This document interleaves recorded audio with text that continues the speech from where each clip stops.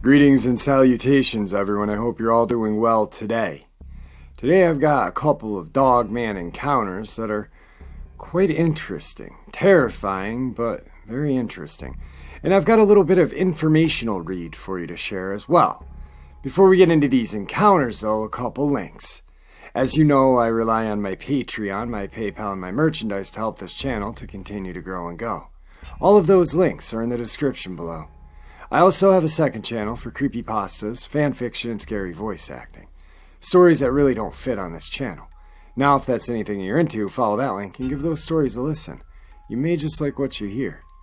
I also started a GoFundMe page to help raise some money for decompression surgery I'll be having December 3rd.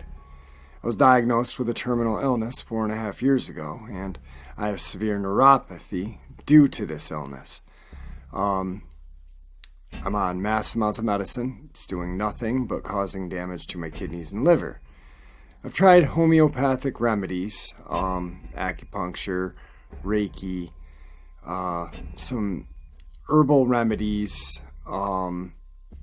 There are some that I've done studies on that people have suggested, but I don't feel like they would work for me, and I don't like how some of the studies have shown adverse effects due to the medicine I'm on because of my illness. I can't have anything affect that because I have no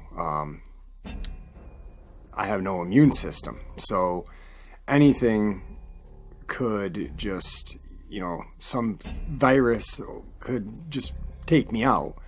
And I don't want to have any sort of natural remedy, contradicting or whatever the word is, the medicine that's keeping me alive. So right now the only avenue is surgery. So I did start this GoFundMe page. If that's anything that you're willing to help with, that link is in the description below.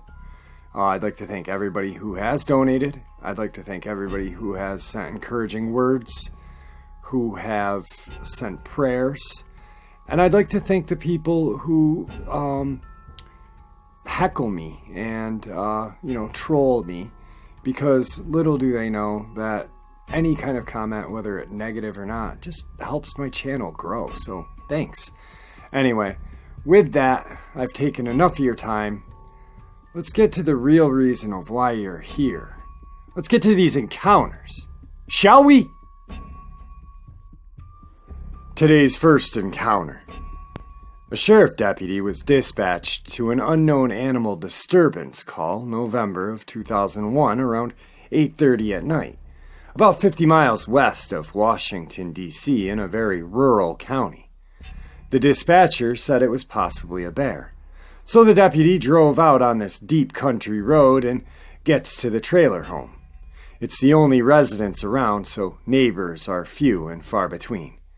The sheriff makes his way to the front door, and the homeowner, who is visibly terrified, but is known as a hardcore individual with a teardrop tattoo on his face, states that he had heard scratching on the side of his trailer and went out to see what was outside.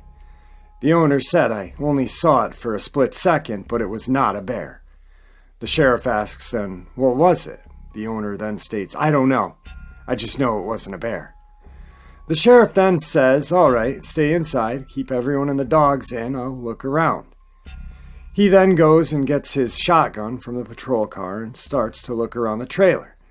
The ground is hard from it being frozen, so he couldn't make out any tracks or footprints, but he did see some scratches on the side of the trailer.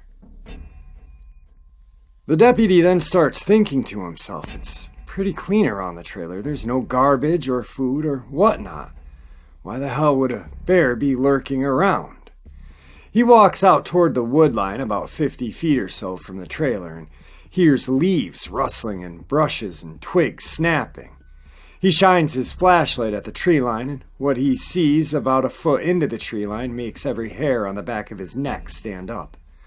Facing to the side and moving away from him, he sees an 8 to 9 foot creature, built just like a bodybuilder, with dark, brownish-gray fur, standing on what resembled dog-like legs, but larger. He didn't notice a tail. As he shined his light up, he could make out one pointed ear and a long muzzle, about 6 to 8 inches. The creature's arms were what scared him the most. They were long and very well musculared and defined, with a long clawed hand at the end. The Dogman didn't seem concerned in the least. It just kept walking away deeper into the woods. The deputy lost track of it for about a second, and the creature had just disappeared. He could still hear it moving through the woods. He racked his shotgun and took a few steps towards the wood line, terrified, but couldn't see it at all.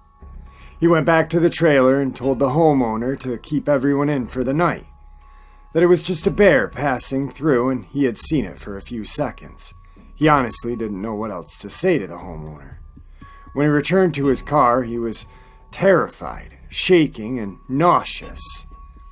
He was so frightened, he had never felt such fear his entire time being on the force or his 50 years alive.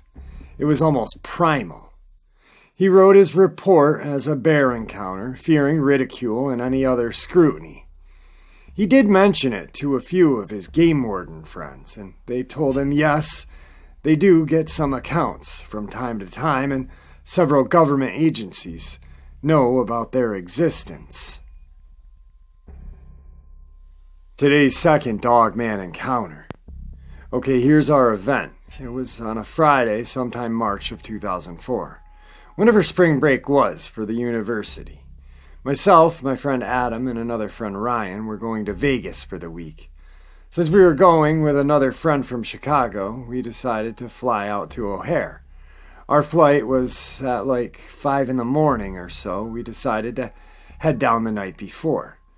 We left Whitewater early that evening, took 12 to Lake Geneva, and then got to Highway 50 to Kenosha, then I-94 to Chicago.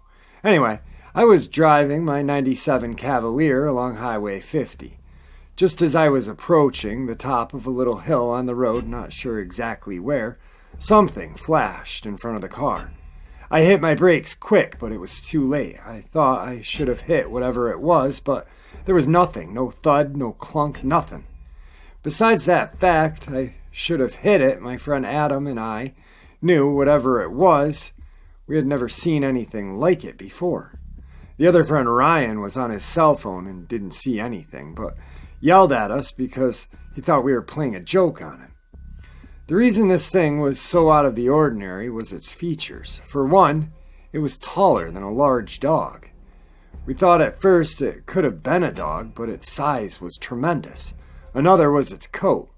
It had this long, gray, thick coat that just flashed as it crossed in front of my headlights. And finally, I don't know how it moved so fast to get past the front of the car. My goodness, it was there and then it was gone. The whole rest of the way, we tried to explain to our friend what we saw, but he wasn't buying it. Even when we got to Chicago and told our other friends, they thought we were nuts. I know I saw something, I'm just not sure what it was. Today's third Dogman encounter. This happened in the fall of 1986. I was stationed in Manistee. I left Manistee Army Recruiting Station late, and I was driving home to Ludington. I always took the back road as US 31 was too long. It was early fall and was dark. The deer were out, so I had to be careful while I was driving. This was farm country, and the deer grazed in the fields. I saw a reflection off the headlights to the left in a darkened field. They appeared to be eyes, but they stood too high to be a deer and too far apart. Also, I saw it run across, and its leap was incredible. It leapt only 3 times, far greater a leap than any animal could, and leapt across the 2-lane road easily. It was too dark to see a shape, but from the position from the eyes, there's no animal that it could have been. I know that it was not a deer, and from what I could tell, It was a lot taller than I am, and I'm 6'2". I don't know if anybody has or had any experiences like this. As for the color of the creature's eyes, somehow the color yellow comes to mind. Remember, it was about 30 years ago when I saw it. I'm an outdoorsman, although in recent years I have not been out much, and I knew no animals. So when I saw it, it surprised me of its leaping ability. The eyes, I do remember they were not like any animal I had seen before, and the height of the creature was a lot higher than any other animal. I do remember that I saw both eyes, as if they were looking at me the whole time. That, along with the leaping ability, I was never able to forget. Part 4 of today's upload. Momo, the Missouri Monster. Bigfoot werewolf hybrid? Some witnesses of Momo have described the hairy biped as having glowing orange eyes, a round head and hands with 3 fingers. It leaves 3-toed footprints behind.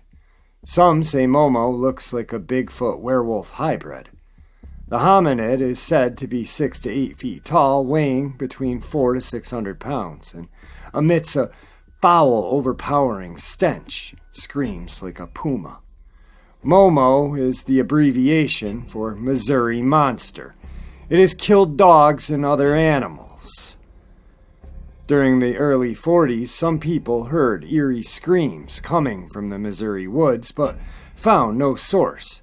In 1969, there was a sighting of a small, hairy ape-like animal. In 1971, Joanne Mills and Mary Ryan sighted the monster.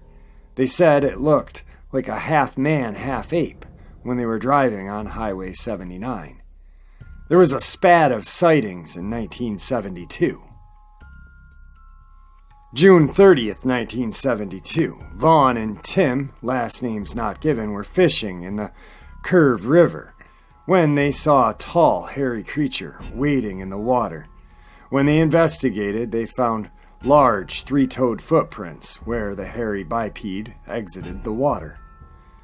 July 11th, 1972, Terry and Wally Harrison were playing in their backyard when Sister Doris heard them scream. They all saw a tall, black, hairy creature carrying a dead dog. Earlier that day, a farmer reported his dog missing. July 14th, 1972. Edgar Harrison, their father, and several other people heard growls and investigated. They saw nothing but reported an unpleasant odor that smelled like rotten flesh. July 21st, 1972.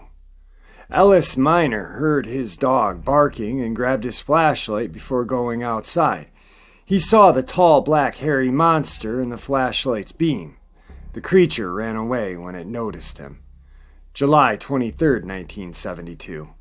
Police sealed off a 2-acre wooded area and 25 people searched for the beast, which many believe was a black bear, because there were reports of seeing an animal with a sheep or a dog in its mouth. July 24th, 1972. 2 teenage girls reported seeing a hairy creature at sunset when it was walking by the edge of a wooded area. Speculation on what Momo could be. Momo is classified as a hominid, a human-like creature. Momo has left no hair or scat samples and has never been photographed. Hairy bipeds are universal, having been sighted on all continents except for Antarctica. Descriptions are basically the same, but have variations according to the locals. They have had different names, including Sasquatch, Bigfoot, Yeti, Almas, and Yahweh. It's theorized that they are a related species of an unknown animal, for those who believe they could exist. Wow, guys, some really good encounters right there. The first encounter is definitely terrifying. That poor deputy must have he was obviously terrified to admit that he was shaking and nauseous when he returned back to his police car. There were scratch marks in the trailer home. The witness obviously saw the creature. And for him to say straight up like that, it's not a bear, to be so terrified to call the police is, I mean, it doesn't matter. It just goes to prove you could be the hardest individual in the world and you see something like this and you're literally, your brain doesn't tell you how to register it because it's not supposed to exist according to what we've been taught. So this sheriff, I don't know if it was the instinct of being a police officer, but after seeing this creature, I wouldn't be taking steps towards that wood line. I don't even care if I have a racked shotgun in my hand. Personally, no. I mean, I'd rather just pull out the Glock and I'd feel more safer with that, for God's sakes, and then have the shotgun to back up. Just a really terrifying encounter. And then again, who'd he talk to but some game wardens? And they admitted that some government agencies know that these things exist. They know. The second encounter. Wow. Going on spring break, going with your buddies, driving a car, hanging out, just, they're probably talking about nothing and everything, and whew, this thing goes right in front of you. That's exactly how our brains work. We see it and we don't let it go for a very long time. Remember that encounter with the girls, I think it was in North Carolina, and they were going to an abandoned home and they were going to play a Ouija board, I think. It's been so long. But they saw a Dogman and they became obsessed, because honestly, once you see these things, the obsession, because it's like you want to know more. You just keep thinking and thinking. I remember when I had my encounter and I was 17, and God, that's a long time ago, almost 26 years ago. And there wasn't internet like we have now.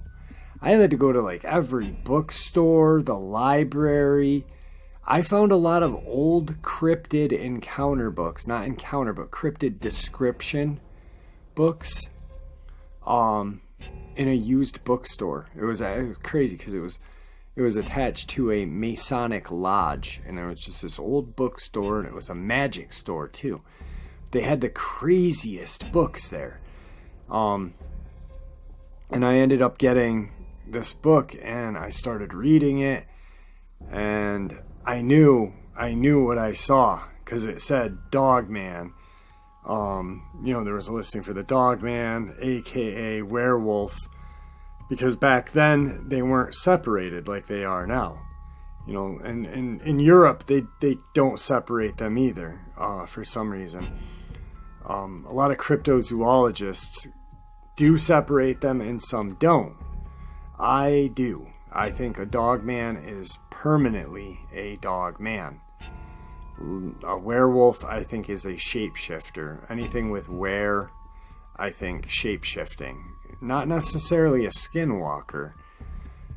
Possibly. That's a gray area right there. Is a skinwalker a werewolf? Is a werewolf a skinwalker? Anyway. The third encounter, the guy's working on a military base, drives home. Something goes in front of his car.